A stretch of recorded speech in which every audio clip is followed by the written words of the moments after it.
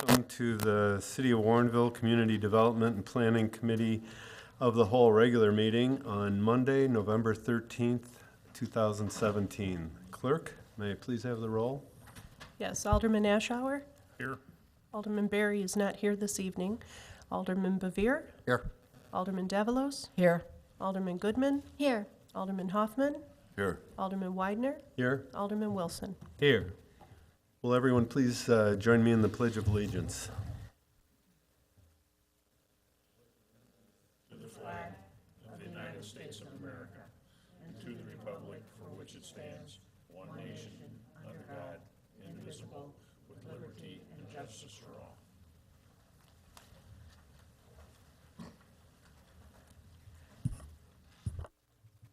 Now's the time we set aside for citizens' comments. I don't see that we have any this evening, so we'll move over and start with the officials and staff members' comments, beginning with Mayor Brummel.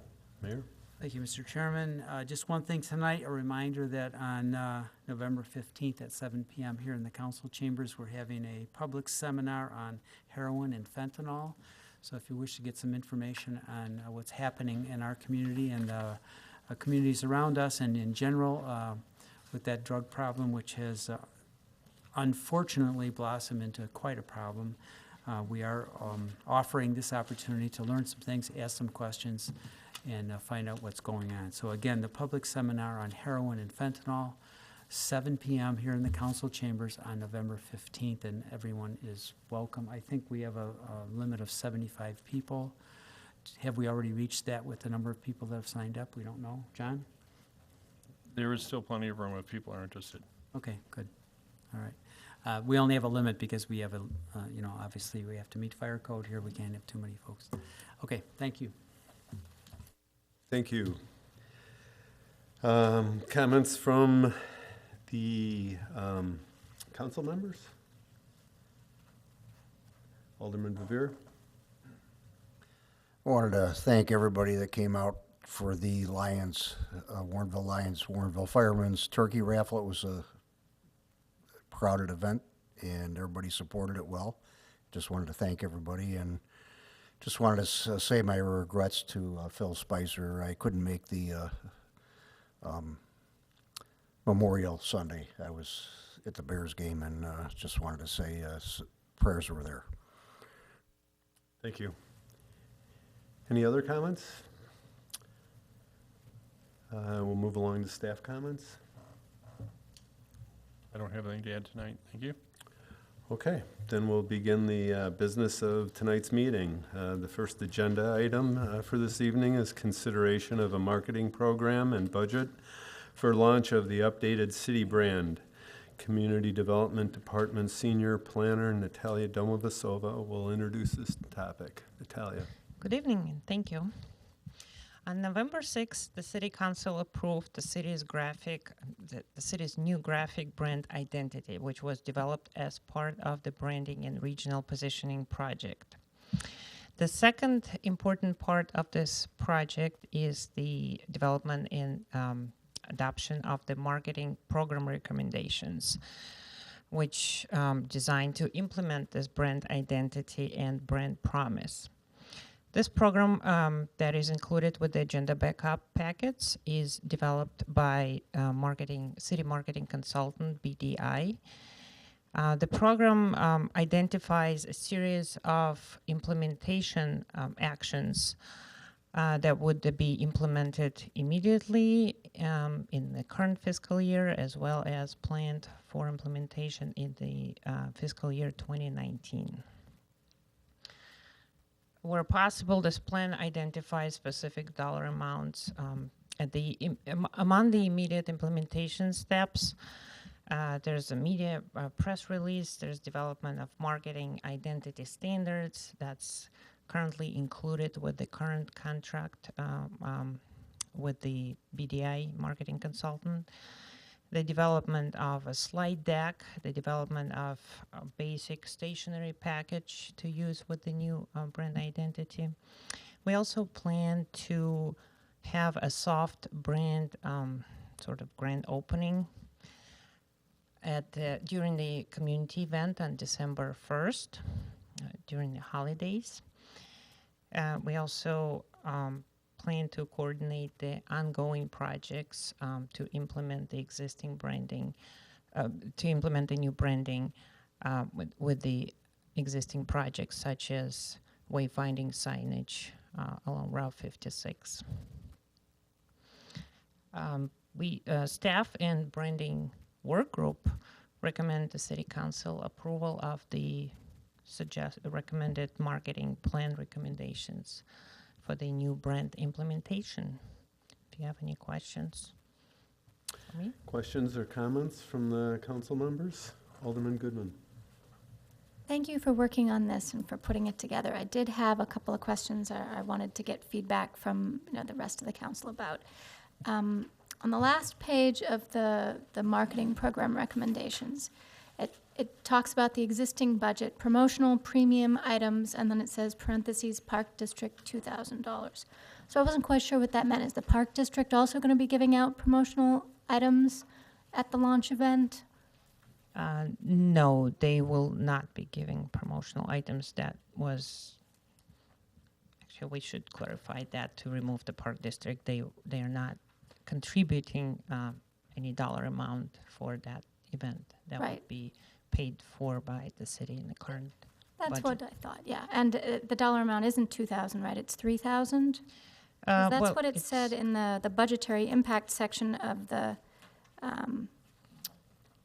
memo. But Yes, I didn't it's see the somewhere between $3,000. $2,000 and $3,000, which now it actually looks more like a $2,000 because we are not going for the option of the light projector. Oh, the light projector is not going to happen. We weren't able to find anything? It was, we finally found the company that would be able to do it. It would be a special order, and given the close proximity to holiday, they cannot guarantee that they would make that special order delivered by December 1st. Oh, that's too bad. Okay. I know this process has been kind of long, and we picked holidays because we thought it would be a convenient time given the projection from a few months ago. So we've explored some alternatives with the banner displaying the sign, which actually we could reuse in many other instances throughout in the future. We also ordered the special ornaments with the new logo, as well as pins, lapel pins. Okay, sounds great. Thank you. Alderman Davalos. Thank you. This is a small question, but the water tower, I was glad that was included in there. Do we have to wait until that water tower would be scheduled to be repainted? I don't know how often that happens or anything like that, but would that be the plan? We just wait until that was due to be repainted? Correct. This is the plan. Each water tower has its own schedule of when it's supposed to be maintained, and that's we decided that the group decided and recommending that the repainting would take place when the scheduled maintenance is due. Okay, thank you. Unless it's a new piece of infrastructure that is built. In that case, there would Okay. be a new logo Thanks. illustrated. Alderman Wilson. I have a question about the budgeting aspect of it as well, because on the last page, it says the $3,500 for the two-day photo, and then you have $507,000 for vehicle decal.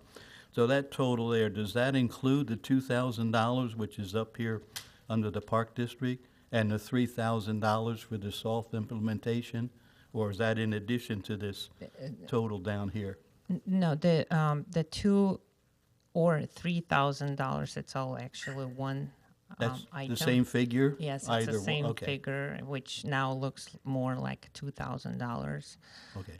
And that is currently budgeted in the current fiscal year and will come out of the current fiscal year budget.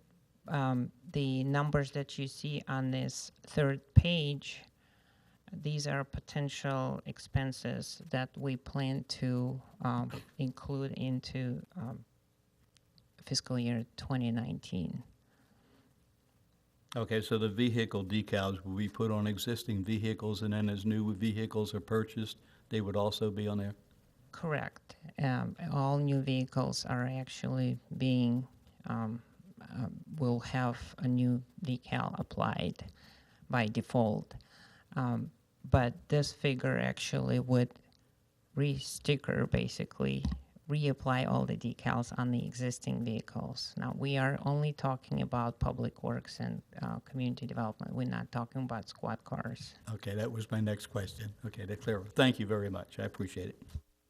Mayor Brummel? Speaking of vehicles, we have several different colors of vehicles. Is there an intention to unify that so that all of our public works vehicles will be one color, and has that been determined yet? This was one of the recommendation of that is spelled out not in this document, the market recommendation, but in the standards document that is still being finalized by the consultant. That yes, the bright white, background is ideal for this logo depiction, and that is highly recommended wherever possible.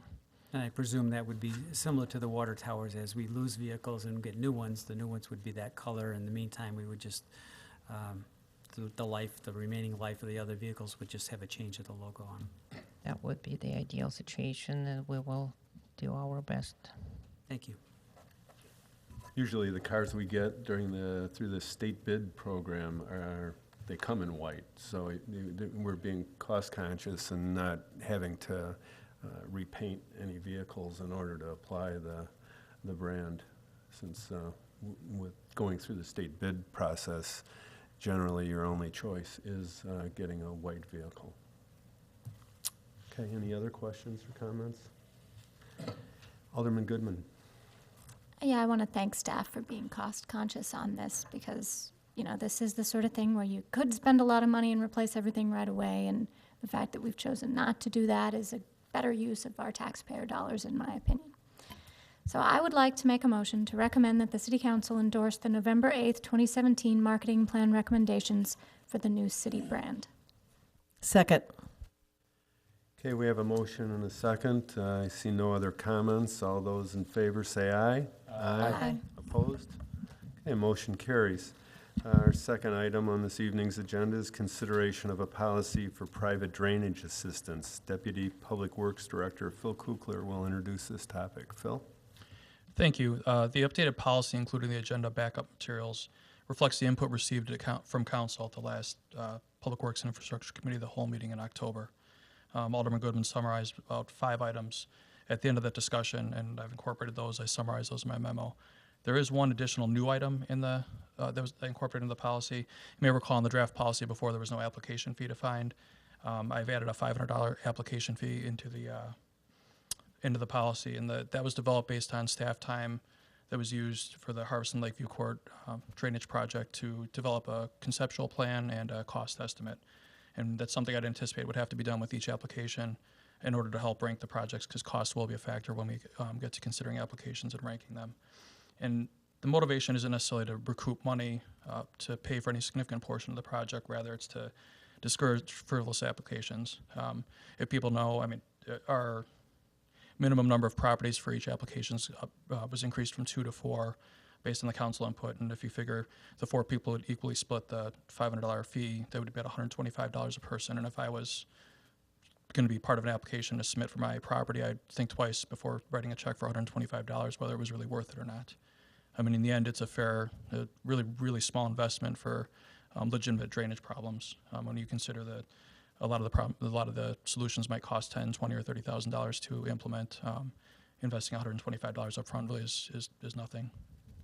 At this time, I'd be happy to answer any questions. Questions from the council members? I do not see any. I have a question. Alderman Wilson. Just a general question here. In the listening to these policies, it says that, you know, we shall establish criteria that makes them eligible, and yet in the next sentence it says we reserve the right to consider other projects. I mean, it seems a little not contradictory, but you say you have a certain criteria to establish. However, we reserve the right to consider such projects if they're other than meeting those criteria. Do I understand that, or am I reading it wrong? No, you're reading it correctly. That was in response to Alderman Widener's comment at the Public Works Committee meeting last month, where if we increase the minimum number of properties to 4, what if a legitimate project with 3 property owners comes in? I'm trying to be flexible or maintain some flexibility in the policy where if there's a worthwhile project that only has 3 property owners, we could still bring that forward with a recommendation to council to consider. Okay, as long as we have that out, I guess. I mean, it's just a little, I thought if you're establishing a criteria, it should be established. But this is, okay, yes, it's a criteria, but we can change it. And it's just nebulous there, I thought. But if that's the way the interpretation's going to be, that if it does have a circumstance where there's only 3 properties, then we do have the right under this policy to go ahead and look at that and consider it. Okay. In thinking about this, it just seemed like when we talked about there needing to be 4 residents, it didn't necessarily have a rhyme or reason to why it was 4. That seemed a little arbitrary. So in thinking about it, we discussed the fact that there could be an outlier that was out there that we didn't know about, that could be 1 or 2 or 3 properties, and we didn't want to exclude them from the program. With the application fee that Phil is instrumenting, I still think it'll create a mechanism to where you just won't have people applying for it, without good cause. Mayor, did you have a question? Sure. Did follow? Just one follow-up, and that has to do with illegal sump pumps. Now, how does that handle if somebody has a problem because they're dumping their water in their backyard? Is that covered under this criteria where we will fix that? I'm not sure. I need a little explanation, if you can, on an illegal sump pump and how that fits into the criteria, and are we going to take care of fixing that problem? The illegal sump pump connections are when people illegally connect their sump pumps to the sanitary sewer. And actually in the Harvest Court and Lakeview Court project, there was one person that came forward. They moved into the house and was already connected that way. We didn't know about it ahead of time, but he did volunteer that information during the project, so we were able to work with him to get that disconnected. Now it's discharging to a storm sewer where it should go. And typically, people probably connected them into the sanitary sewer because it was causing a problem in their yard, and it was a quick and relatively easy fix for them to do so. But it's illegal to do that because ultimately that water gets in the sanitary sewer and overloads the sanitary sewer, and that relates to our infiltration and inflow reduction program that we're currently working on. So we're not sending this extra sanitary sewer flows down to Naperville and having to pay them to treat that and potentially overloading the sanitary sewer lines. So the intent is if there are illegally connected sump pumps to the sanitary sewer, that would help the project rank higher, so we can help take care of that and reduce the I&I. Okay, thank you very much. Mayor? Just a question on the fee. Did you give consideration to, instead of having a fee, having a deposit that the people could put down? I mean, I could foresee circumstances where folks would have a problem, the genesis of which would not be on their property. They might be downstream from something, and they might feel a little bit put out that they have to put money into the solution of that problem when the problem wasn't there. So you understand what I'm saying? If it was a deposit, I think people could understand better that, okay, this is the show that you're serious and we're going to look at this problem, and once we fix the problem, you get your money back. I just wonder if you'd consider that and discounted it for any good reasons. No, I hadn't considered that. It's certainly a way we could go. It would still require somebody to deposit money. Right, you get the same effect. Sort of, yeah. That way somebody is serious. I mean, we do that for public hearings and stuff where people have to put a deposit down for the public hearing and they get it back afterwards, less what it costs to have the public hearing. So just an idea that I think people would perceive as more fair. We can certainly go that direction. If council wants to go that direction, we can do that and make that change. If the project were denied, were you thinking that we would keep their deposit at that point? I guess I hadn't thought it through that far. It would seem, initially when I thought of it, when the project was completed, they get their deposit back. I think that probably makes more sense.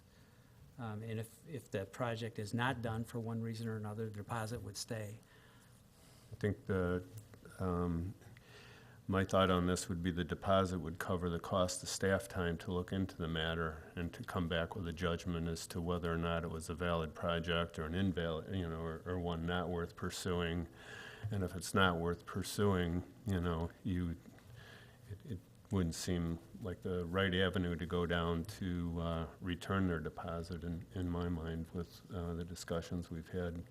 I'd be interested to hear other comments. Alderman Wilson, did you have one? No? Okay. Alderman Hoffman?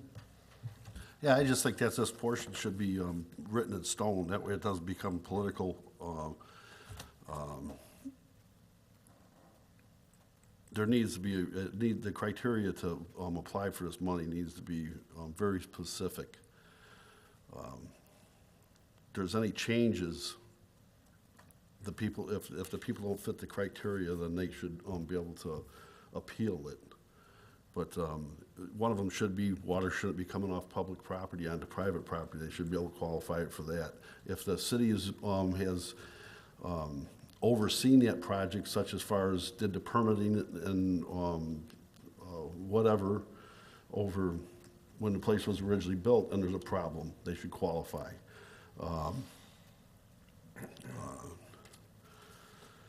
If there's a group where there's more than 4 people, or if there's any amount of people, and long as if there's water coming off somebody else's property onto theirs, maybe they should be able to apply, and that would be something that you could look into a little bit more seriously if we should do it or not. But I think this is a portion that should be looked in. It should be a little bit more written in stone and what happens there, because otherwise, you're asking for $500.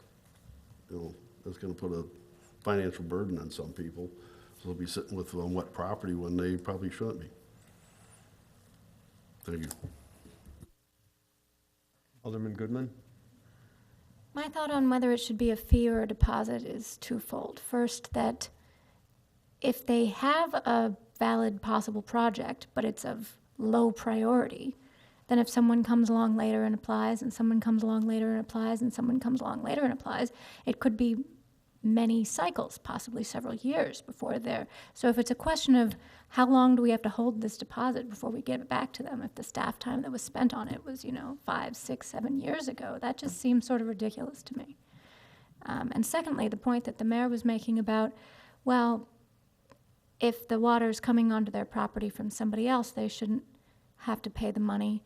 I think that kind of sentiment is why we're setting up this program in the first place. The public money that we're spending to fix people's private property problems is our expression of concern about, possible, innocence is the wrong word, but not having been at fault, not having caused the problem themselves. And that's why we're setting up this program to provide them money to take care of issues on private property in the first place. So saying that we're penalizing them by making them pay as Director Kukler said, a relatively nominal fee compared to the amount of money that they would have to spend to solve the issue in the first place, it doesn't seem very onerous to me. It doesn't seem like a large amount of money compared to having to put in a $20,000 public improvement. I should take that back, a private improvement, because we're talking about things on private property. So by comparison, $500 split among several people is not very much. And our administrative issue of holding on to it for many years and trying to figure out who to give it back to and whether those private property owners have moved in the interim. Does the person who then owns the house and has moved in the intervening 6 years get that $125 back? Or, that just seems like way more hassle for our staff than just taking a fee when they apply for it and then putting them on the list. And if they're at the bottom of the list, fine. It may be a little while before their issue is addressed, but we're probably going to continue funding this program. That's the intent here. I think we're setting up a program for a long-term solution for these sorts of problems, unless I'm misunderstanding. So just turning it into a deposit seems like an unnecessary creation of some new problems. Thank you. Mayor, did you have a follow-up comment?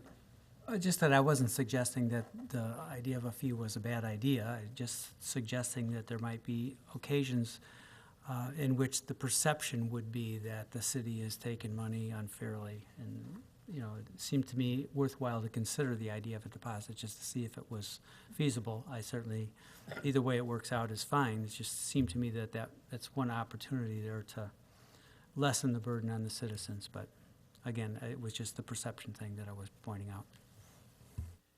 Any other comments? Alderman Ashower? Well, this, this policy is to take care of problems that we haven't necessarily been solicited about yet. I mean, there's a few areas, we're not talking about a widespread private property flooding problem. We're talking about some areas that have been flooding probably continuously for a long time, but only in a few instances. They're on private property. The idea is to try and provide people with a solution that they aren't necessarily responsible for, I guess is the best way to put it. And the issues with the sump pump's a big deal. I mean, a lot of the problems, and there's only 3 or 4 instances that you're aware of, isn't there, Phil, that may be possible projects?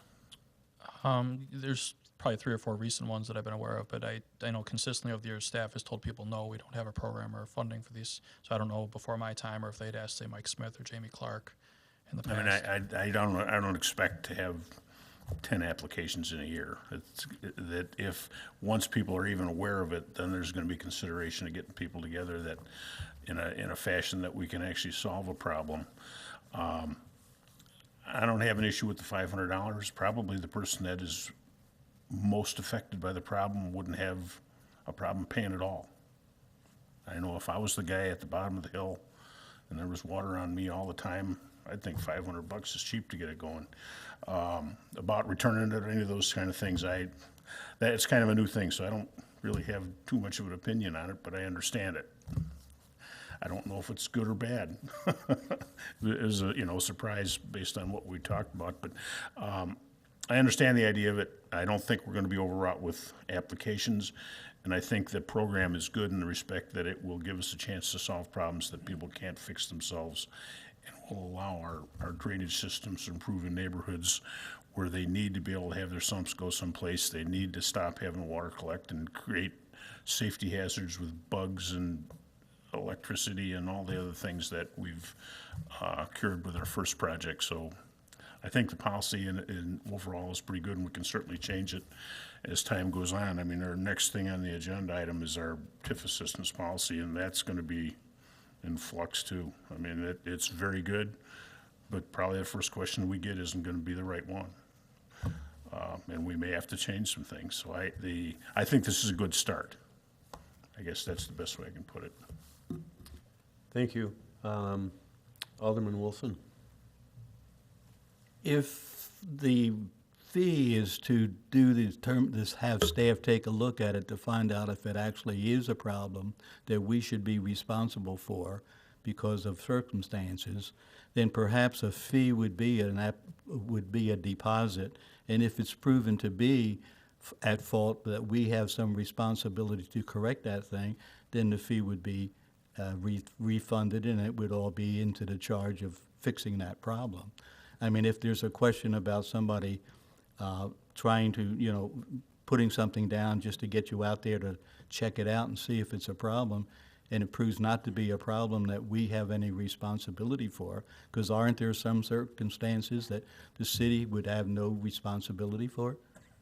Well, on the Harvest and Lakeview Court project, for instance, aside from maybe the lack of inspection decades ago when that area was developed, the city didn't cause the drainage to happen on that project the way it did. Yet there was a problem out there with primarily a lot of sump pumps, and then over the years, landscaping, fences, improvements, and things like that happened, and then sump pumps started eroding the soil in that, and it wasn't any one person's problem, and it may not have been any of the original owners that are still there. I don't recall who owns the properties now versus who owned them when they were constructed, but it wouldn't necessarily be their problem, but I wouldn't say it was necessarily the city's problem either. The city's wasn't the cause of the problem. Well, perhaps I'm misphrasing it.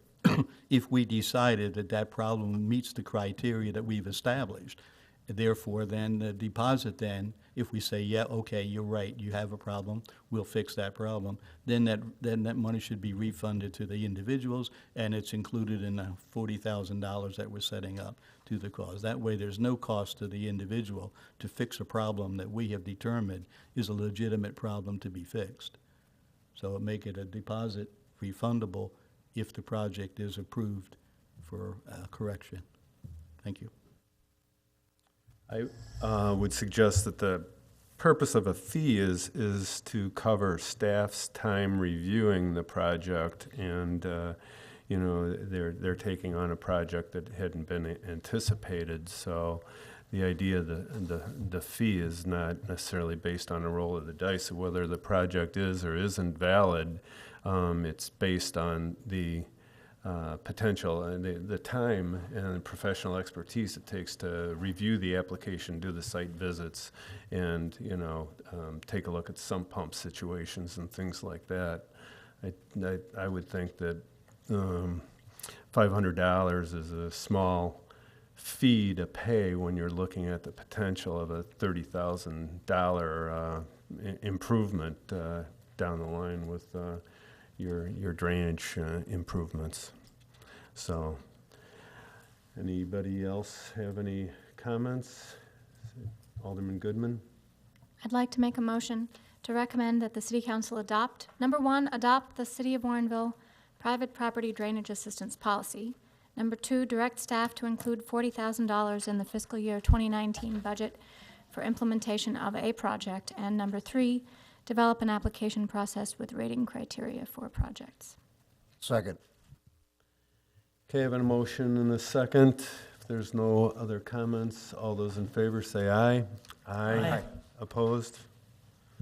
And motion carries. Number 3 on tonight's agenda is consideration of an intergovernmental agreement with DuPage for IEPA NPDES program, and Senior Civil Engineer Christine Hocking will explain these acronyms and present these agenda item. Christine. Thank you. There will be a test at the end of this item. The city is currently permitted to discharge stormwater into the local streams and rivers through the Illinois Environmental Protection Agency's National Pollutant Discharge Elimination System Program, General Permit ILR 40. In order to avoid overlap, DuPage County currently partners with local municipalities to satisfy some of the minimum control measures as required as part of this permit. Some of the items that the county assists local municipalities include education, public outreach, public information, like PSAs, videos, staff training, workshops, all of these items that staff here attend, as well as residents and other community members. It's available for them as well. County staff has been working to develop a qualifying local program that would allow the county to partner with these local municipalities, including the city, to satisfy the requirements under the permit. This draft framework has been reviewed by the IEPA and endorsed by them. The city and the county has worked together to develop the IGA that's included in the backup materials attached to the memo. The city attorney, our city attorney has reviewed it, city staff has also reviewed it, and this IGA defines the responsibilities that the county has as well as what the city has. These responsibilities are actually something we already do, and it's already included in the Community Development and Public Works annual work program. So this IGA is more a formalized agreement that the county can present to the IEPA along with all of the other municipalities' IGAs for the qualifying local program. So city staff is recommending that City Council approve this IGA. If you have any questions, I'd take them. Thank you. Questions? Alderman Goodman. Yeah, I have several questions about the IGA. On page 5, it says that we need to add the county as an additional insured to indemnify them. Does that cost us any money? Is that something we've done already? Number 5, is it 7 On point? page 5, 7.2. Has this already been done? So this would only This would come into play only if the city used county personnel and equipment to assist with, for example, if there was a large tree that fell into the river. So the county or the city would have to have county insured as additional insured. So that only comes into play if something like that occurs. We haven't yet used the county to use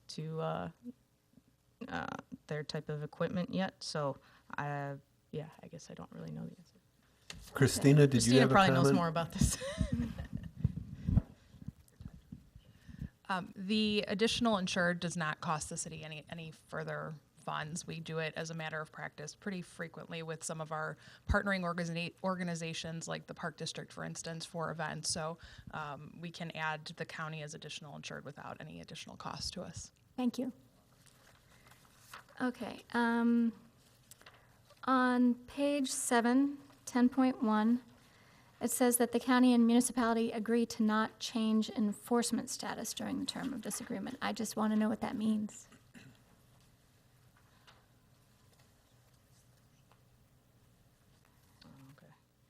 The city currently is a full waiver community under the stormwater ordinance. That means we review all stormwater ordinance related permits. And so that type of status would not change under this agreement. We wouldn't go to a partial waiver community.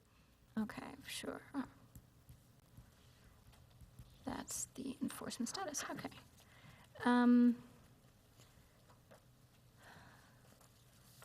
Under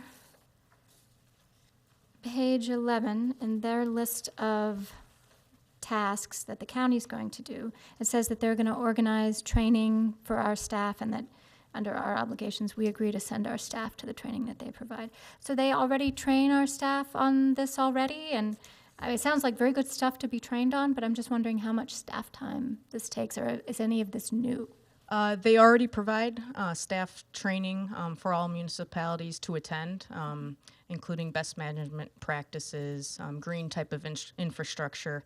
City staff already attends these trainings, so there would be no additional staff time other than what's currently in our work programs. Okay. And under our obligations on page 13, toward the bottom of the page, it says, the municipality shall notify the county if and when new records are created. And I was trying to figure out if it was any particular specific records, but it just sort of looks like it has anything to do with stormwater maps or any records pertaining to the location of MS4 components. And I sort of thought, could that be a constant obligation every time somebody puts in a sidewalk or a driveway or anything that affects stormwater? This would be directly related to our stormwater CAD drawing that we currently hold, which we are transitioning to a GIS type atlas. So I imagine if the count or the city would annex any other type of properties and new storm sewers would be included in that annexation or new properties included in the annexation to the city, then we would have to provide those records to the county to update our atlas. Okay, so every time we annex a piece of property, we probably have to send them some sort of notice. So this isn't going to be like a huge amount of time in terms of communicating records? Or is some sort of automated thing we could set up with our GIS system? It's pretty straightforward to it? when anything gets added to anything added to the city, whether it's a storm sewer or whatnot. We can easily provide that in the atlas without much staff time. Okay. At the top, it says we're going to be responsible for promoting and advertising their educational events and workshops, if they have any in the city. How are we going to know about their events, and how do we plan to publicize them? Currently, I publicize them on the city's website under the stormwater and floodplain water quality web pages. We also try to promote those type of events in the Hometown Happenings newsletter. Okay, that's good, because they mentioned some sort of e-newsletter blast, and I'm pretty sure they don't send it to me, so I was wondering who they send it to. You would have to get added to the list or requested to be added to the list, to the listserv. So I can... I mean, that's probably not something that most elected officials had necessarily even heard of, let alone know to go and subscribe to. So I wonder who's getting their newsletter blasts. But if we're going to be helping them publicize events, then that should help, at least if the events are going to be here in Warrenville, maybe not in the wider county jurisdiction. My last question is from Excuse me, while we're on the topic of the outreach, are we assuming that the county will prepare, write, and produce these materials, or does that need to be spelled out in the agreement? We are assuming that the county will produce Okay. these materials, But as we they don't have need done to- in the past. We don't need to add anything in there, recognizing that that is their responsibility to produce those materials that we're going to promote and advertise. No. I think it's on page 9. Should be It's in on the page 9? first. Yeah, Yeah, their first tasks include public education and outreach. and providing handouts and brochures and coordinating, hosting, presenting. I think it's on page 9. Okay, it says will provide, it doesn't say produce, but I'll agree that that's probably included in that provision. Thanks. My last question had to do with, on page 16, one of the employees that they have listed here as a position that we might need to pay them for is their communications supervisor. So does that mean that we have to reimburse them for staff time for their educational outreach? I mean, I have no idea what their communications supervisor does specifically, but I don't think we should be reimbursing them for their obligations to provide educational materials and stuff. It is my understanding that if the city would require a communications supervisor or would want to use the county's communications supervisor in any type of local community event, then we could hire the county's Okay, but staff. that isn't what it says in the agreement. It says if we're using their resources, and then it says that they're providing this training and workshops and stuff, and that we are using those resources. So it looks like if that's what their communication supervisor is doing, I have no idea, that this may be a commitment for us to pay for that person, and it doesn't necessarily mean that that's what they do, but it might mean that that's what they do, and I would rather not have a documentation that we're obligated to pay for it. So, I don't know, can that be checked, or we Yeah, could ask I can them? check that and check with the city attorney to see. Okay, and that is all I have, thank you. Any other questions? I have one, going back to page 11, where at the top of the page, it says the county agrees to notify the municipality within 24 hours of detecting an illicit discharge within municipal limits of the municipality. And I was just wondering if we can get that bumped up. 24 hours to be notified of an illicit discharge seems like an extraordinary length of time. If something's going on that they've detected in our municipality, I would expect communication might be a little bit more forthcoming and might be able to happen either on an immediate basis or sooner than 24 hours. Oh, that seems reasonable. I can ask the county about that. Okay, thank you. Any other thoughts or comments?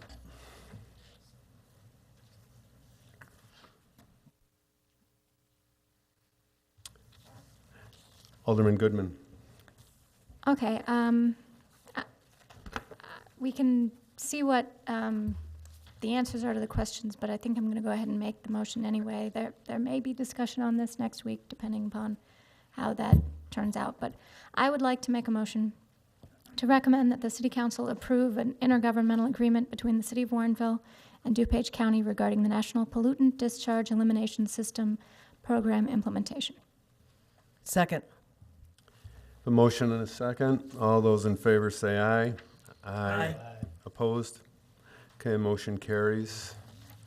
And we're on to consideration of the Mack Road Bike Path Phase 1 Bridge Funding Contract Amendment and Grant Application. And Senior Civil Engineer Christine Hocking will again present this item. Christine? Thank you very much. On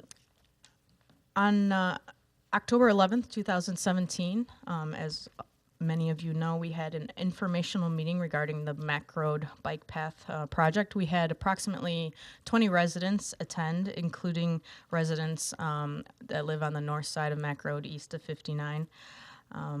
And many of the homeowners that were attended that would be impacted by the bike path on their side of the street.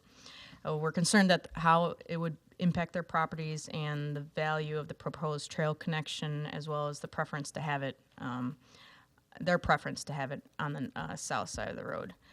Other residents applauded the project as a way to connect other city residents to the Regional Forest Preserve District trail system.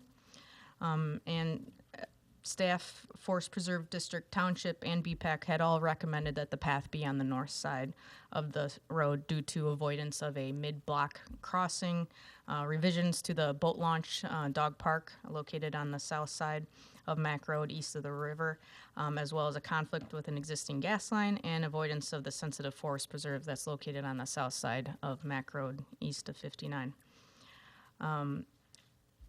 Included with the analysis of the Phase 1 report was a bridge condition report that was submitted to us by the consultants. They performed a more in-depth inspection as was done in previous years because this new bridge, this new path would require a widening of the bridge. The bridge condition report stated that the bridge was originally built in 1954 and rehabbed in 1979, which included removal and replacement of the beams, so a superstructure rehab. Since the last inspection, our consultant found that the bridge underneath had developed significant cracking along the underside of the deck beams, and hollow areas have grown significantly. And so this allowed for water to penetrate the water beams and deteriorate the bridge at a faster rate. IDOT procedures state that if repairs to the bridge are less than 60% of the replacement cost, then it might be considered for reuse, but rehab of the bridge will be exceeding that 60% cost. So based on this cost analysis, a bridge replacement by the consultant was recommended over rehabilitation. Additionally, IDOT has been involved with the inspection reports from our consultant, and they have also recommended a replacement of the bridge because the low chord of the beam is not above the 30-year elevation, in which that's what bridges are designed to. They're designed to carry the 30-year flood underneath the low chord of the beam, which is the bottom of the beam. Because of this, because of the status of the bridge and the deterioration of the bridge, it is now eligible to apply for STP bridge funding, which funds 80% of the Phase 1, 2, 3, and construction costs. So during this analysis, the engineering firm determined that the construction cost to replace the bridge would be approximately $3 million. The total cost, including Phase 1, Phase 2, and Phase 3 construction engineering, would increase that cost to $3.7 million. Once the bridge once we apply for the STP bridge funding and get approval for that funding, the city would be paying 20% of the cost, which would be in total $738,000. The Phase 1, as part of the Mac Road Bike Path project, Phase 1 costs for the engineering was around $75,000. This new design of the bridge would increase the Phase 1 costs as an amendment to an additional $28,000, which is what I'm requesting as part of this task item. Let's see. Am I missing anything else? Because of this, the status of the bridge and the request to reconstruct the bridge, the schedule for this project will be delayed. The Phase 1 will be complete in 2018, so it'll be part of the FY19 budget for this extra amendment. Phase 2 will be in the fall of 2019, and construction will be in 2020. Originally, it was a year ahead of that schedule, but because of the design of the new bridge, it has been delayed for approximately 1 year. I know there's a lot to take in right now, so I will leave it with that and ask if there's any questions. We do have our consultant here if there's any specific questions about the bridge condition that I cannot answer, then she can provide more details on that. Great, thank you. Questions? Alderman Davalos? Thank you. So I just want to go back a bit on this STP grant that it looks like it will not be funded from the state. Is that the bridge, or is that the pedestrian bike path that's going up there? I'm confused on what it looks like we're not going to get funded. So we had, in August of 2017, we had reapplied for the STP program, which only funds the bike path portion of the project. That also included, though, the widening of the bridge just for the bike path portion as well. So that's what were the additional costs that were a part of that reapplication. Preliminary feedback indicates that that project will not qualify for additional funding. So that's the portion of the STP program that will not have additional funding. The Bridge STP program is a separate program. It's not related at all to the program in which this original project got funded for. So if we're interested in having the original program, we'd have to 100% fund it, or just wait until the bridge, it sounds like it's two different things here. We have a bridge issue, and we're trying to fund this MAC road. Right. So the existing STP funds that we received would essentially pay for the bike path portion of this project. Now, the bridge is a separate issue, and we would apply for STP bridge funds for that separate. And that bridge funding is not being held up necessarily by the state. Okay. So what do we lose in the MAC road bike pedestrian path funding, the part that, so we lost the additional funding that would have widened the bridge? Correct. Okay. But we have enough funding in the existing STP Okay. Program that we won to build the bike path portion separate from the bridge. Okay, and then I had one last question, because I went to the Plan Commission meeting where the residents over there were there. And I didn't ask too many questions at the time because I wanted these residents to have time to interact with staff and that sort of thing. But I didn't come away with a clear idea that that north path is the best. I guess it's the best path for the reasons you mentioned, the gas line and the conservation area. But is it the opinion of staff that there's no way to make that a north path? It would either cost too much or just be unwieldy, or just, because it will disturb those residents. They will be having bikers and hikers and everybody going through their front yards. And so I just want to, as I vote on this, I just want to make sure that it's been clearly discerned and everybody's on board with the north path. Because I didn't hear anything that was just compelling to me about not finding a way to move it south. The original estimates, when the consultant put together the three alternates, which included the north path, the south option on the south path, and then on road bike lanes, the south path, because of the modifications that need to be done to the boat launch dog area, increased the cost of that project more significantly than if it was on the north side. Even though on the north side we do have to deal with moving fences, potentially, depending on where the right-of-way line is, moving fences and pillars, it's a cheaper alternative than on the south side.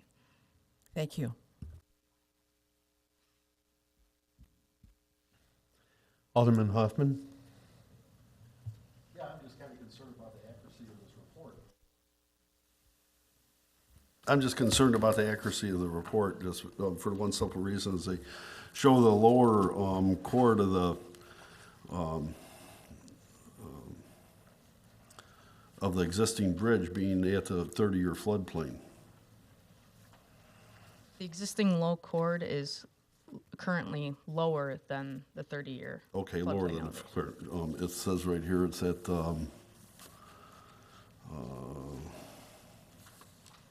702.2. Is that it? On page 4, I guess the first big paragraph, the FEMA flood profile shows. The 30-year flood elevation is 702.20, and the surveyed low beam elevation is 701.75. So currently, the low beam elevation is lower than the 30-year flood elevation. And per IDOT's requirements, there's supposed to be 1 foot of freeboard above the 30-year storm event. So the low beam elevation would have to be raised essentially approximately 1.5 feet. Okay, my concern about it is because back during, many years ago, when the county had a flood meeting here on the river, they posted up a graph of the flood elevations up the river. And if you take that flood elevation, extend it down to the Warrenville Road Bridge, it's actually about 6 inches below the last Warrenville Road Bridge. I think this bridge is 2 feet taller, so underneath it, I believe it's 2 feet higher than the last one, so it'd be within 2 foot of that. And if you extend it down to the Faywell Dam, it actually says in there that it's our 10-year floodplain. And this was right on the wall over there. So they would be building this bridge per the, what the county, the information the county provided at that time. They'd be building a bridge that would be just above a 10-year floodplain. Guess I'm not really. Yeah, I cannot. I have the graph speak out my to truck. it. If you like, I could run out and get it. That way you could see it. How about if I do that? Maybe we can do that after the meeting. You could have Yeah, a what I would suggest is meeting that afterwards. if the alderman can provide it to us after the meeting, we can take a look at it to see where the discrepancy is. The fact of the matter is that the data is in the report is data that's published by FEMA, which is the regulatory data. I'm not sure what the county might have presented, but we'll certainly take a look at it and see, where that discrepancy sits and, how to resolve that going forward. But from a regulatory standpoint, the consultant is, and IDOT is going to use the FEMA data. And the This new, is a- bri- I the new believe bridge this is a would be, FEMA. excuse me, the new bridge would be at a higher level than the one we're taking out, and seemingly improve any kind of restricting that is going on with the current bridge and only alleviate flood matters in the future. So, I believe this was a FEMA map that that the county had put on the wall there. If you can get it to us, we'll take a look. Okay, thank you. Alderman Goodman? Yeah, so I had one more thought on the question that Alderman Davalos posed. She mentioned the gas line and the sensitive areas. But for me, the compelling issue is pedestrian safety. A mid-block crossing is just not as safe as crossing at the light. So when my dad and I were taking a walk at McKee Marsh last month, we went down to the mid-block crossing where the flashing light is, and I went across there. It might have been the first time in my life I've crossed there. I'm not really sure. And all I know is it didn't seem especially safe. We went across and we went back. And if we build this path so that we can bring in a lot more pedestrians to that area, and there's a lot more kids coming down from Fox Hollow and Summer Lakes along that path, and we greatly increase the number of pedestrians trying to cross at that little flashing light, I don't think it would be very safe. I don't think it would be safer than we have now. And I think creating a project that would encourage a lot of pedestrians to come to an area that would simultaneously increase their danger is not a good idea. So the path being on the same side of the road as McKee Marsh makes a lot more sense to me. Alderman Davalos? Yeah, let me just ask a clarifying question. So the goal here is to get pedestrians and bicyclists into McKees Marsh as opposed to Blackwell itself. I mean, when I go down there, I'm always going to Blackwell, but I know a lot of people go, that was a discernment that was made that that most people coming from Summer Lakes area, let's say, will be going into McKees Marsh as opposed to Blackwell? Because they'd have to cross at that point to go into Blackwell. I don't know the answer of how that discussion went. That's all I'm saying. I think it's part of a regional trail that eventually connects with the inner workings of the trail that takes you over to the main part of Blackwell. It's a, 7-mile system. So you can take the route and within about 3 miles be in the main part of the park by Silver Lake and the picnic areas and the boat rentals and so forth. So how do you, if you're going north into McKees Marsh, how do you where do you cross at Winfield Road or something? No, there's a protected crossing. Again, that's Mid-Street, but it's got a flashing pedestrian signal just east of Williams and Mack Road. Oh, I thought that's what she was saying was unsafe. No. To cross over. We would be creating another Mid-Street crossing by crossing somewhere near the dog field over into McKee Marsh. Okay. And connecting with the trails off the McKee Marsh parking lot. Okay. Any other questions? Mayor Brummel. Yeah, I was at the meeting, the public meeting also, and listened to the concerns of the people who are basically very worried about the new path in their front yard. And I just wanted to make 2 observations about that. Like you, I wanted to listen to what people had to say. I didn't make them that night, but it reminded me of some of the discussions we had when we wanted to extend sidewalks into some areas in our town that didn't have sidewalks. And the initial opposition was vociferous because it was going to change the character in a way that people didn't like. And I think almost 100% of the feedback I've gotten since then has been that, you know what, these sidewalks are pretty nice. They do offer something that we didn't have before in terms of safety, and they are not an infringement. So I was just going to suggest that a lot of times these things are changes coming and they're difficult to accept, and I appreciate that. But if you think in terms of selling your property someday and you're on Mack Road, and I've spent a lot of time running and riding my bike, it's not safe. If your property now has safe access to a local forest preserve and you don't have to go on the street to do that, that's an amenity. That's a positive selling point for your property eventually. So I would just ask people to consider that one, it may make your property more valuable, not less valuable, and 2, if the city's involved in it, I ask you to look at the projects that we have already completed. We're not in the business of destroying people's property and making it less desirable. Generally, we try to work in the opposite direction.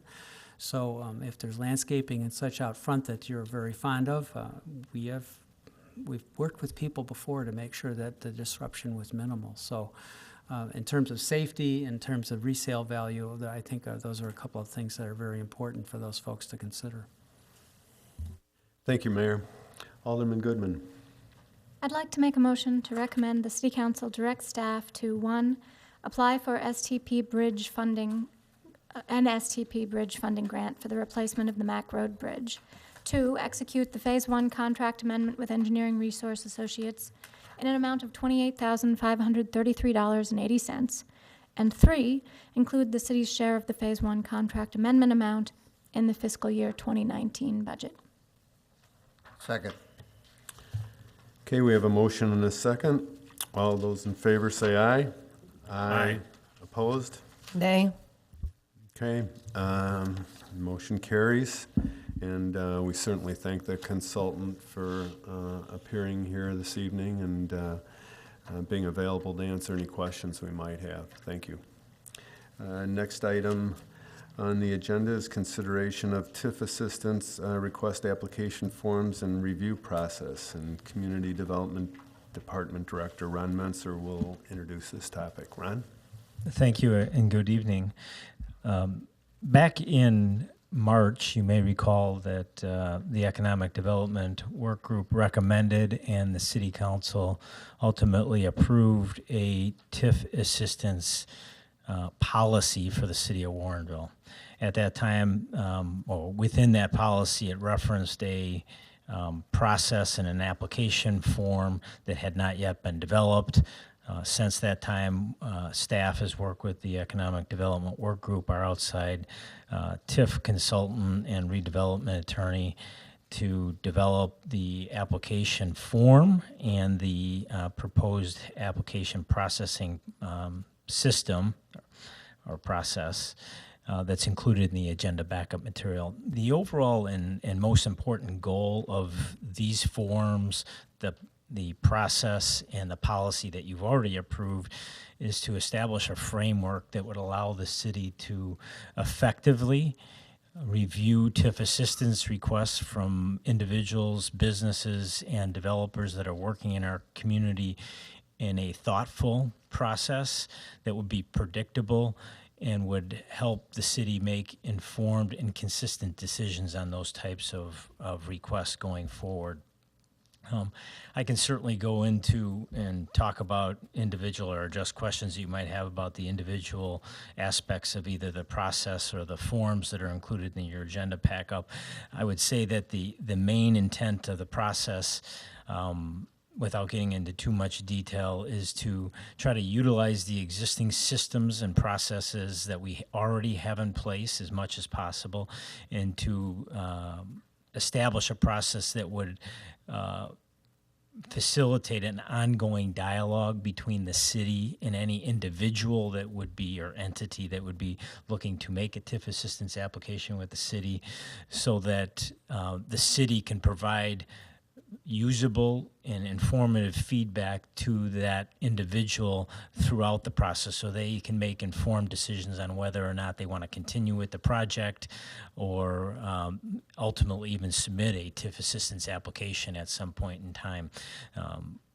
Hopefully by doing that, both the city and the developer can make good informed decisions on allocating their resources in an efficient and effective manner throughout that process. The application form, I would say the one big takeaway from my perspective is that there's two parts to it. The first part is just general application information that every applicant would need to provide. More importantly, there's a pretty long second part. It's Form A and Form A1 that really is something that would allow the city to tailor the information requests that an individual or an applicant would need to submit based on the project that that applicant is looking to facilitate and the type of TIF assistance they are requesting. So a small facade improvement by an existing business probably wouldn't need to submit all the same, probably would not need to submit all the same application detail and backup as a big development that was going to be asking for hundreds of thousands or $1 million worth of TIF assistance. So that's kind of the overview I'd like to share with you. The last point I would like to perspective I would like to give you kind of builds on a comment that Alderman Ashour stated earlier. Other than the Cantera development, which was a very unique TIF agreement done a while back with a single developer for a single project, I fully expect, and I think would warn the city council that, that's really kind of a heavy word, but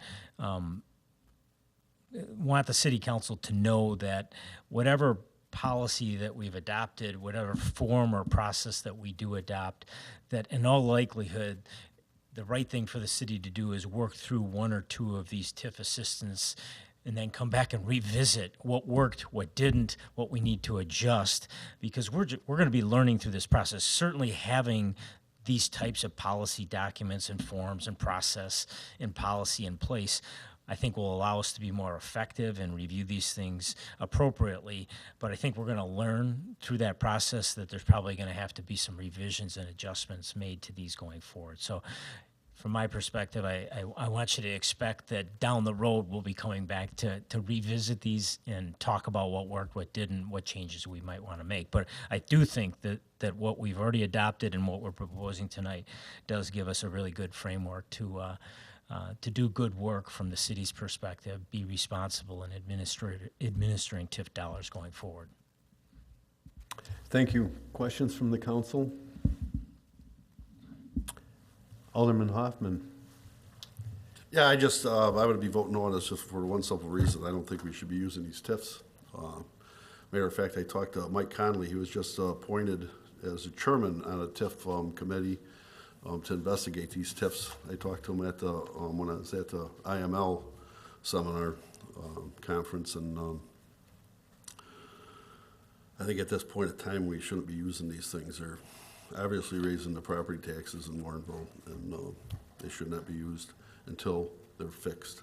They're a flawed system, a flawed statute. They need to be corrected, and to go any farther with them, just a waste of staff time. Thank you. Thank you. Mayor? Ron, I just wanted to thank you for putting this together. It puts us in a much better position to deal with requests that we are going to get. I mean, there's no avoiding this. Everyone that comes in, if you watch the news, any business, any development is always looking for some sort of assistance. We have to be in a position to deal with that. As always, you've put together a very comprehensive and well-thought-out proposal here, and I wanted to thank you for that. That's not easy work, and I suspect that in general it will work very, very well. There will be some things that have to be tweaked, but it certainly puts us in a much better position to negotiate with these developers that are coming in. It shows that we're on top of things, we're a professional organization, and they can expect that they're going to have to make their presentation pretty strong if they're going to get anything. And I think that's the main thing that we want to, the message that we want to send, that we're willing to help, but by golly, you better need it, and you have to prove that. All of that is in the document, and I really appreciate the fact that you put it together. I know a lot of work went into it. Thank you. Alderman Wilson? Yeah, I just was going to say the same basic thing. I think this puts us in very good stead within the people coming into our town now. We're finished with the large Cantera, and the projects and the spaces available now are a lot smaller. They're going to be very intimate, related to each individual application. So I think this is a very good plan and something that we can work on, and I appreciate the fact that revisions will be necessary or may be necessary, but I think it's a good policy and looking forward to it. Alderman Goodman? I had one minor question about the form in Exhibit A where there's a bunch of things that say required if checked. Several of them, at least certainly both in the first section, look like they would always be necessary. I can't imagine any application in which they wouldn't have to provide a brief written description of their project and an explanation of the public benefits. That just seemed to me like a slightly odd way of doing the form, unless you have experience with forms just like this. I'd say they definitely need to provide at least those first couple of things, no matter what else they might need to provide. My second question has to do with some of the other project program market study, more detailed things that are being requested here.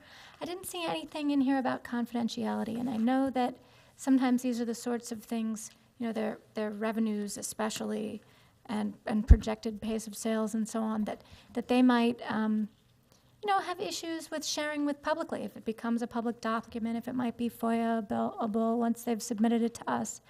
Do you have any thoughts on whether the developer's information would be able to be kept confidential, or would need to be, or shouldn't be, given that they're requesting public assistance? If the city has it, it can be FOIA-able and become public information. And I thought there was somewhere in the process or the form that we did address that. In certain circumstances, municipalities allow the developer to submit some of that detailed proprietary information directly to the city's consultants, so that the city doesn't have it in its hands, and the city's consultants review that and Okay, maybe I missed advise that. the city on whether or not, you know, I mean, ultimately a lot of the analysis is going to be done by the city's TIF and economic development consultants that are more familiar with and experienced in reviewing a lot of this detailed financial data, and they're going to be advising us on whether or not the ask is appropriate and justified based on our policy and standard real estate practices, you might say. And I thought that was in there somewhere. I mean, I'm just sort of looking at the market study and those just sort of following things cash pro forma. It's possible it's somewhere and I missed it, or maybe it wasn't and needed to be removed and should be put back in. But if you could. We can definitely look at that, and I think your first point is a good point. We probably need to change that initial form so that at least those first two items, we're not going to be checking that box. Oh, we would check that box every time. It should be something that should just be a standard requirement. Yeah, okay.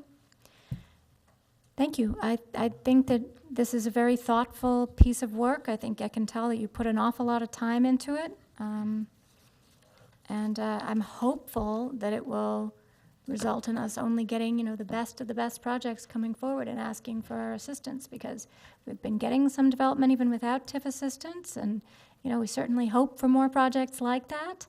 And, if there really is some sort of hardship and they're going to need to come to us and they're going to meet our very high standards, then it's certainly something we should consider, even though, it's hard to know how common these sorts of assistant grants will be, and we'll be able to decide that going forward based on the merits of those projects, which is one of the things that I really appreciate. There's a lot of emphasis in this document on the fact that not everybody who walks in the door is going to be entitled to any assistance, and that people should not assume that. So I would like to make a motion to recommend the City Council endorse the proposed city review process for TIF assistance requests and the application for tax increment financing redevelopment assistance dated October 11th, 2017. Second. We have a motion and a second. All those in favor say aye. Aye. Opposed? No.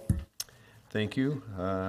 Next item is an informational presentation on the economic development activity, and Community Development Director Ron Menser will provide us with, it looks like a PowerPoint.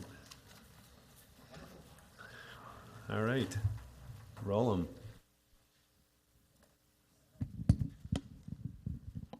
Hopefully I won't throw the folks in the video room too much for a loop standing over here rather than at my seat with my name tag. What I wanted to do tonight is to really take a step back and talk about some of the economic development initiatives and accomplishments that the city's achieved over the last 2.5 years. Why 2.5 years? It's hard for me to believe, I don't know about you, but it's been 2.5 years since the City Council unanimously approved the city's first ever and only, at this point in time, economic development plan. That plan established the city's overall long-term economic development goal and clearly identified 8 individual, fairly detailed objectives that the city needed to advance and work on in order to put itself in the best position to accomplish that overall goal. Over the last 2.5 years, city staff has continuously communicated with the City Council on the various economic development initiatives that the city's been working on, along with the City Council's consideration and action on a lot of private development projects in one form or another that help advance the city's economic development, or help achieve the city's economic development objectives. So we tend to get involved, at least from my perspective, in kind of focused on all those individual pieces. And tonight I thought it might be a good opportunity and be informative to take a step back, take a deep breath, and take a look at how all those individual initiatives, or at least from my perspective, I kind of consider those kind of pieces of our economic development puzzle, are fitting together, what type of picture they're creating for the community, and how are they achieving the economic development objectives that the City Council's established in the economic development goal. So that's what I want to try to accomplish in, 15 or 20 minutes, hopefully, here. So let's start by just revisiting quickly the overall goal for the city, the economic development goal. Enhance the city's tax base, support the growth of businesses, increase local shopping and dining opportunities, diversify the city's labor market, expand housing options, and create attractive gathering places. I think we'd all agree if we can, check that box, we'd be in a pretty good position from an economic development standpoint. Again, there's 8 individual or specific objectives that are included in the economic development plan. What I'm going to focus on now are the 5 objectives where over the past 2.5 years, I believe the city's made the most progress and really have made some significant advancements. And we'll talk about some of the details there. Objective number 2, proactively plan and prepare for well-designed mixed-use development along the Route 59 corridor. From my perspective, there's 4 key things that the city has done over the last 2.5 years that help advance this particular objective, beginning with the adoption of the Southwest District Subarea Land Use Plan about 18 months ago. Up until that point in time, the city had a land use plan for the Route 59 corridor that dated back to 1984. And it was that land use plan there was a big disconnect between what that land use plan showed for future development out in the Route 59 and what really makes sense from a market and private investment standpoint today. So we went through the planning process. We adopted a new sub-area land use plan that articulated what the city's vision for the type of land uses that we want to see in that area. Coordinated, consolidated land use actually embraces the concept of a lot more residential with some more density, as creating some more rooftops where people can support more business activity in the community and support the existing businesses in our community. Key building block here. Second item that we did, accomplish or implement the Southwest District Route 59 Corridor TIF number 4 just about a year ago now. The City Council approved that. And there were in my mind, there were 2 main reasons why the Route 59 corridor was somewhat stagnant and, at least from an economic development perspective, underperforming for the last 25 or 30 years. We had a land use plan that there was a big disconnect between really what made sense from a private sector standpoint and what the land use plan showed, number one. Number 2, there's a lot of public infrastructure that is not there. It's missing. It needs to be installed.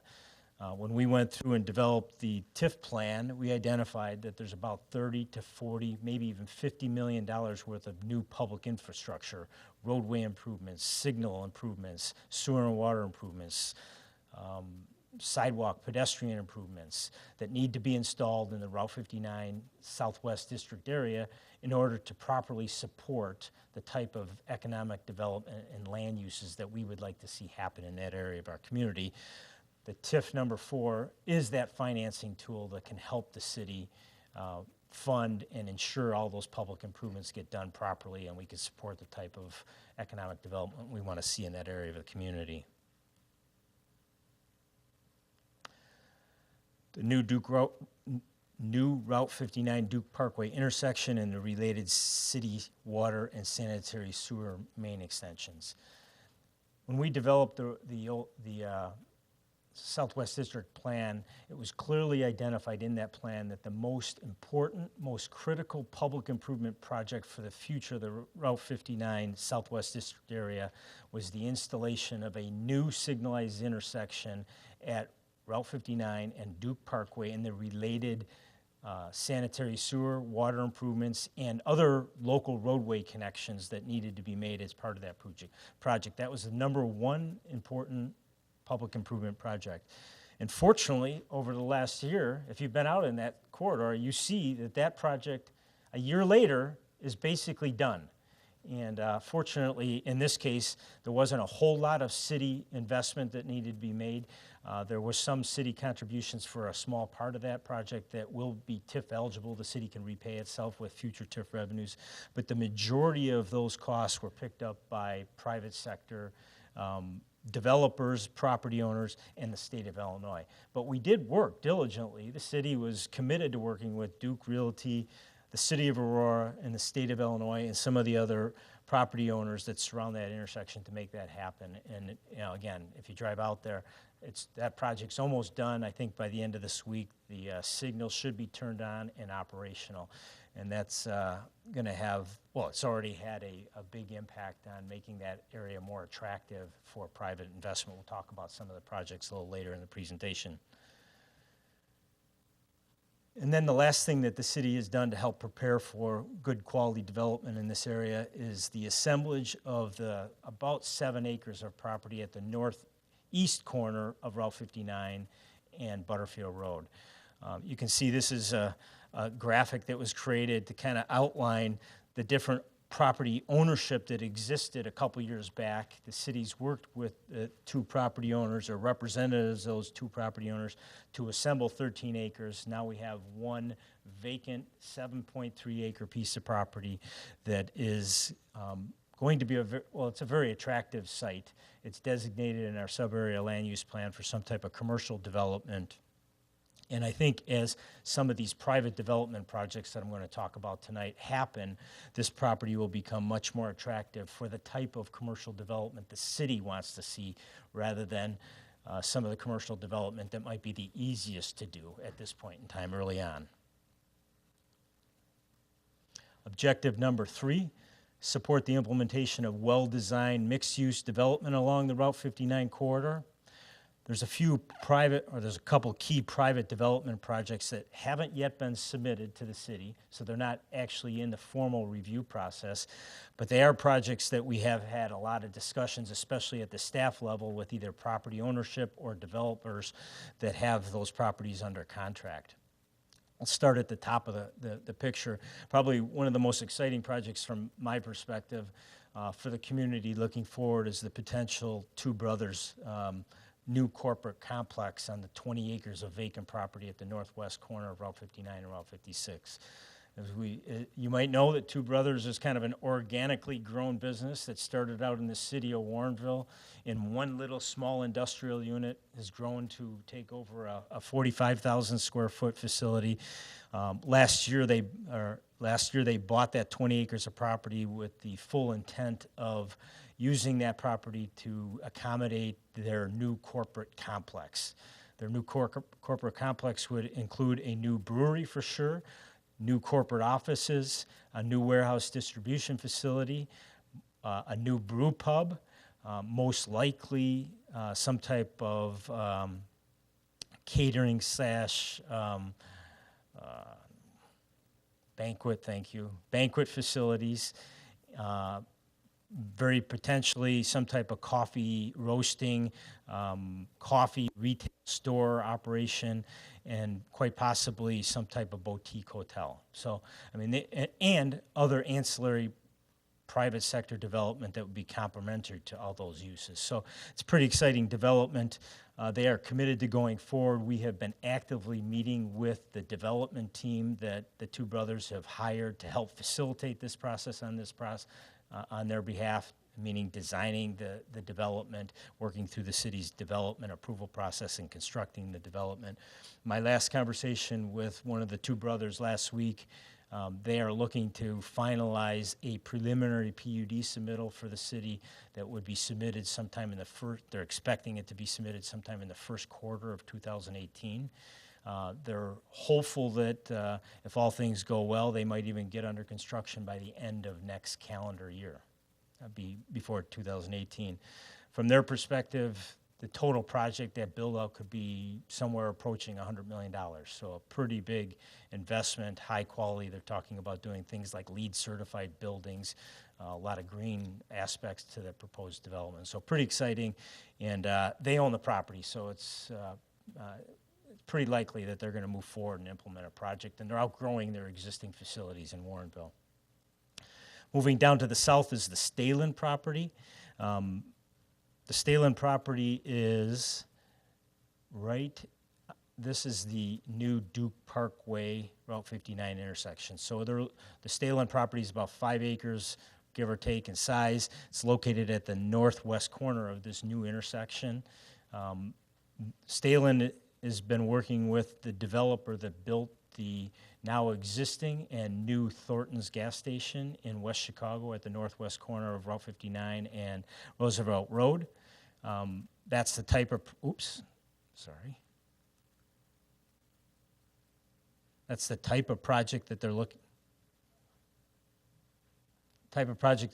to do on the Stalen property.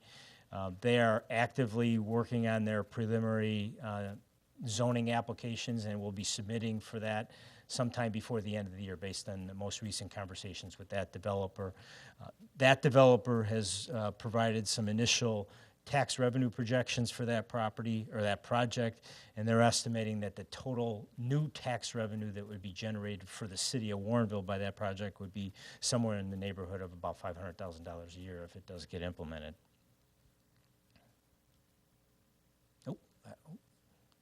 Almost forgot about the big blue piece on the east side of Route 59, the Kleiman property. So we've been working with the ownership of the Kleiman property forever, for as long as I've worked for the city, to try to find a use for that property. MI Homes, that's the developer that developed the Herrick Woods project out on Herrick Road.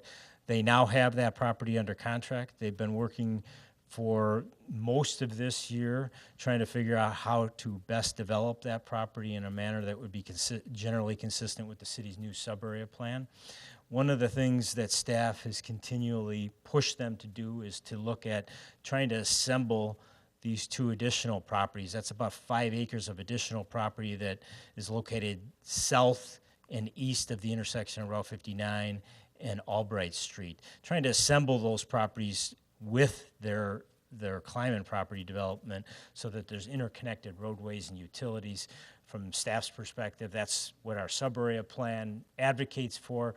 Ultimately, that would be a much better, more desirable development long-term for the community. So just this past month, they were able to negotiate contracts for those additional 2 pieces of property, the Bernero and Phyllis property. So now they have about 33 acres of property under contract and are actively working on their preliminary site planning documents, again, with the intent late this year, more likely early first part of next year, making a formal PUD application to the city of Warrenville for that development.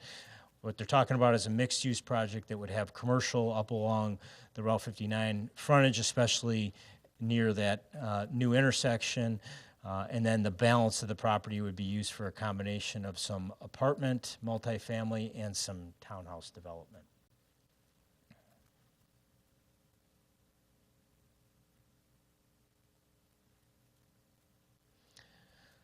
Objective number 4, plan for and encourage high quality, appropriately scaled and located, new higher density residential development, including multifamily housing. The project that's furthest along of any other project out in the Route 59 corridor is Lexington Homes' proposed Lexington Trace development. That project is something that the City Council has seen and actually approved the preliminary PUD plans for. They're in with their final application, their final engineering, final development plans. Staff has been working on the review of those plans for the past 2 months with their design team. The project involves about 21 acres of property that's been assembled, multiple lots, multiple owners, to create the project that you see generally on that site plan. There's 106 townhouse units. Half of them would be rear-loaded, or the driveways and the garages would be on the rear side of the building, and half of them would be more traditional front-loaded townhouses. The townhouses would start in the low 300s, and depending on the model and the type we're talking about, and the accessories and additions, options that you would have, some of the prices of the most expensive ones are expected to be more than $400,000. In total, the project would have a total market value of somewhere between $35 and $40 million, and would generate an estimated about $1 million worth of tax increment financing incremental revenue for the city, or gross revenue, when it would be completed on an annual basis. I would say, and kind of forewarn you, that this is one of the projects that the developer is waiting for us to finalize our application process and procedures and forms so that they can finalize their TIF assistance application. There's a lot of public improvements, both on-site and off-site, that need to be done in order to make this project happen. There's a lot of wetland and floodplain issues on and adjacent to this property that make this property a pretty challenging piece to develop, so they'll be looking for some city assistance. We don't have the details of that, but that is something that I expect that we'll be processing that particular request in conjunction with their final zoning and PUD applications at the latter part of this year and early into next year. Their goal is to begin construction of this project as soon as the weather permits next spring. Objective number 5 is to facilitate additional complementary development in the Cantera development. The biggest and most significant project is the proposed project that's already in the city's preliminary zoning entitlement process. That's the project that Interforum Holdings has submitted for the 28 acres of vacant property that's located north and west of the intersection of Route 59, where am I at? Of Winfield Road and Ferry Road, back behind the 8-story former BP office building. The project is comprised of in the center part of the project, a large 4-story multifamily luxury apartment complex that would be built around a internal parking garage. On the west edge of the property along the DuPage River corridor and the West Branch Regional Trail would be a series of townhouses, and along the Ferry Road frontage would be some ancillary commercial development that would be attractive for the people that live in this project and made economically feasible because of the additional residents that would occupy these various residential units. Right now, we're tentatively planning to have the next public hearing on this project before the Plan Commission at the December 7th meeting, so long as the developer submits all their revised information to the city this week, which they've told us, Natalia told me today that they still are committed to doing that. In total, the project represents a completed will have a completed market value of, again, around $100 million, so a pretty significant project. I can tell you that I've talked to representatives of the Cantera Owners Association and some of the tenants of some of the large office tenants in Cantera. Even some of the retailers and restaurants, they would welcome some additional residential population in that project to help support as an amenity for the office businesses being close by, walkable, and for the commercial businesses to help support those commercial businesses outside of the lunch period.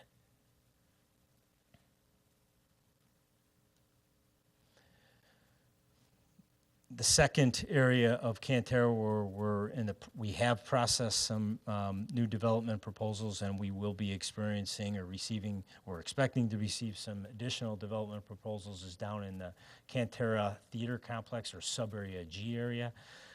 For almost a decade, we've been advocating with the ownership of that property that they do something to add some additional vitality to the project and redevelop some of the unused parking lot that surrounds the theater building. That asphalt's really not doing anything for anybody except creating stormwater runoff and costing somebody to maintain it. It's not necessary. It's proved out that it's excess parking that's not needed for the businesses out there.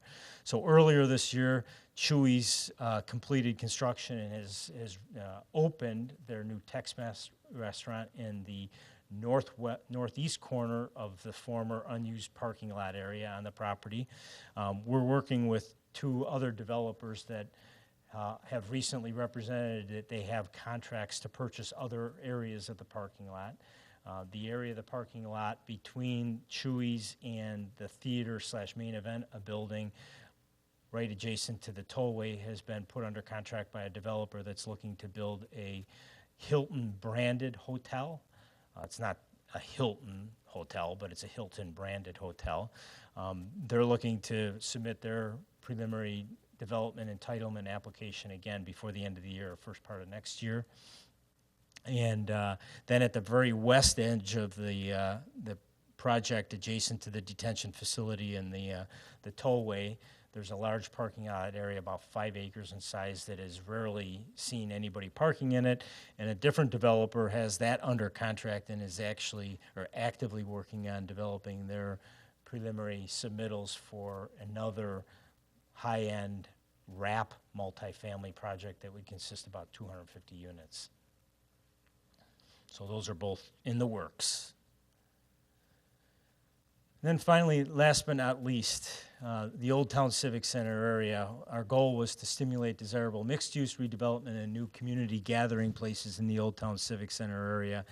We've got 2 projects, one that's been approved by the City Council that you're very familiar with, and that's the redevelopment of Old Town Civic Center subarea, or redevelopment site number 1 by Earhart Construction with the Stafford Place development, which is 27 detached single-family homes, relatively high-quality, semi-custom. In total, those 27 homes would have a market value of somewhere around $12 million and generate over $300,000 a year in TIF revenue. And then that project, the developer has not yet closed on the city's property. There's a series of items that the developer has to satisfy and supply to the city. We've been working closely with the development team, and last week they informed us that they do intend to close before the end of the year, maybe even before the end of November, and they may even begin doing some work out there this year. We're still working with them to try to figure out what type of work would be feasible and appropriate at this time of year. But they are committed to moving forward. And then another project that you might have seen some recent entries in our weekly report is the potential development of the 4.5 acres or so that's located at the northwest corner of Batavia Road and Route 56. It's sandwiched between Butterfield Road on the south, Rockwell Street on the west and north, and Batavia Road on the east and north. It's kind of an odd configured property. It's the property that's identified here in color. The city owns this section of unimproved Calumet Avenue right-of-way, so we have a lot of control on what ultimately happens on this property. The developer that has the property under contract, we've confirmed that they have it under contract, is working on conceptual plans to present to the Plan Commission in the coming month or 6 weeks for a courtesy review of a mixed-use project that would earmark the corner for some type of commercial outlot development, and then the bulk of the remaining of the property would be used for some type of row house, townhouse type product. So that's all the economic development initiatives that we've been working on and are active in the city at this point in time. A couple points I would leave you with is that one thing in my experience that the city council has been willing to do and consistently does is invest in the development of key, important, high-quality policy guidance documents like the Old Town Civic Center subarea plan, the Southwest District plan, the TIF plans. And those documents really lay the foundation for all of this stuff happening. Without those clear policy documents, developers would come to your community and say, well, what do you want? Where's your plan? What are you guys trying to accomplish? What's your elected officials in your plan commission? What are they supporting? What are they willing to approve? Without those documents, staff would be like, well, we think this might go.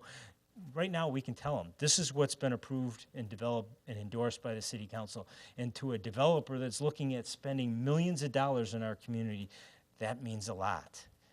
Not only does it give developers confidence to move forward, but certainly the policy documents that you all have established and approved, it has led to a lot of the public investment that the city has made and continues to make that will support that development if it does come to our community. So I would just say, from my perspective, it's critically important to continue to invest in those policy documents. Sometimes I think we look at it as we keep putting money and effort and resources into those, and when is something going to actually happen? But I can tell you, stuff is happening because of that investment. It takes a while to generate that and to build that solid foundation. I believe we have it, and so long as the economy stays strong, I'm pretty confident we'll see a lot of this development happen in a high-quality manner that's consistent with the policy documents that you all have adopted in the recent years. When you look at all of that, we're talking about probably 120 to 140 acres of new development in the community with a market value of $250 million or more. So, I mean, we're talking about a lot of positive investment into the community that will have in my opinion, have long-lasting benefits for the city of Warrenville. So with that, I'd be happy to answer any questions that you have about any of these projects or these initiatives. Probably went past my 15 minutes, but yes. Questions? Alderman Hoffman. Yeah, it's just, it's good to see development coming into town, there's no doubt about that, because it just seems like a long time coming. You look over at Naperville, they're completely built out, and could it be they just have no place else to develop? So they're migrating to Warrenville? I'm not going to speak for why things happen in Naperville or not. I can say why things haven't happened, why I think things haven't happened in the city. I think we don't have the same name and recognition that Naperville does.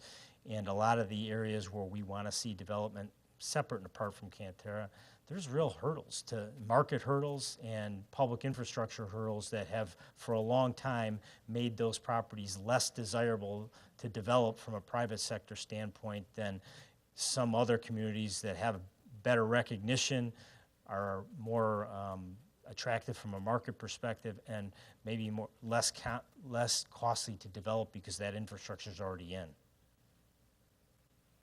Thank you. Alderman Bevere. Ron, on your list of things going on, just a question that kind of mentioned the BP up on Warrenville and Winfield. Yeah. Is it still kind of going the same way project, or is they're trying to bring another brand in there too, or I didn't quite get that. Yeah, they had approval, as you may recall, to remodel the BP station and incorporate a Dunkin' Donuts drive-through into the facility, into the existing building. They weren't really looking at expanding the building, but readjusting the configuration of the site to accommodate that. Of late, what they've been talking with city staff at this point in time is the possibility of reducing the internal area of the building that would be devoted to the Dunkin' Donuts use and adding a second separate use into the building, like a sandwich shop. You know, at one time they were talking about a Subway. They're talking about a different brand of sandwich shop at this point in time. That sandwich shop would not have a drive-through. It would just be an internal area of the building that would be devoted to it. So in all likelihood, there would be some additional signage on the exterior components of the building. But for all practical purposes, the site plan isn't going to change because of that. Parking requirements aren't going to change because it's still, you know, those types of uses are already in that building. Okay, thanks. We're still working through it, so we don't have a firm commitment from them what their final decision on whether that's going to be something they're going to actually pursue or not. Other comments? I might just add that you did a really good job of expressing all the economic initiatives that are going to benefit us from the private investments that are coming into our town. But as I was listening to you talk and looking at the attractive gathering places, the city has invested in itself too. And I think that we're creating, at the same time, you know, I think the council has looked at developing attractive gathering places ourselves, and somewhere along the line, it'd be nice to see them paired up with this, because, you know, look at what we've done with Leon Schmidt Heritage Park. The library invested in itself and just created a beautiful renovation of itself there that will draw people. And then, you know, the Route 56 corridor was an investment in ourselves. What else can I think about? Trailhead project? The Trailhead project, the trail enhancements. And, you know, I know that you came and spoke to the Bicyclist and Pedestrian Advisory Group last week, and the thing that they really appreciated is that with all of these, you're keeping an eye on the other modes of transportation that'll want to get in and out of these places, the pedestrians, the bicyclists, and things like that, and looking for opportunities to circulate them within the community, because in a vibrant community, that circulation and those gathering places is really important. And also, you know, the atmosphere that we're creating, I think, is totally different than Naperville. You know, with the aesthetic enhancements program that we're going to be highlighting different parts of our community with our public artworks, and also the work that Warrenville and Bloom does, you know, with support from the hotel and motel tax, all kind of works together to drive these economic initiatives and bring in good things to the city of Warrenville. So That's a thank good you for point, a all very that good work. point. You're right on it. I Mayor mean, I can Brown? tell you that a lot of the developers that I would say are quality developers, they recognize those investments. They see those trail improvements, and especially the residential developers. That's a big thing in today's residential development market, is communities that are walkable, that are investing into their pedestrian and bicycle systems. The end users of these new homes are looking for those types of commitments by the community. So I think that's a very appropriate comment to make. And next time I give this presentation, I'll highlight those. Because I in more think the detail. city needs to invest in itself in order to, make all things come together and work so well and create its own kind of vibrant personality. Mayor Brummel, you had a comment? I do. I just wanted to recognize that, we sit up here as the policymakers for the town, but our expertise is not in economic development. And it takes, I think, talented people like yourself to steer us in the right direction and to teach us patience, because economic development, there's a big gap between I'd like to have a Starbucks and actually having a Starbucks. A lot of things have to happen, especially given the fact that our community was kind of late to the gate in terms of economic development over the years. So many properties in our town have issues that are expensive and difficult to overcome. All of those things take an enormous amount of time, patience, and effort to get to the point where Starbucks or some other entity says, I want to be there, I'm willing to invest several $1 million to make it happen.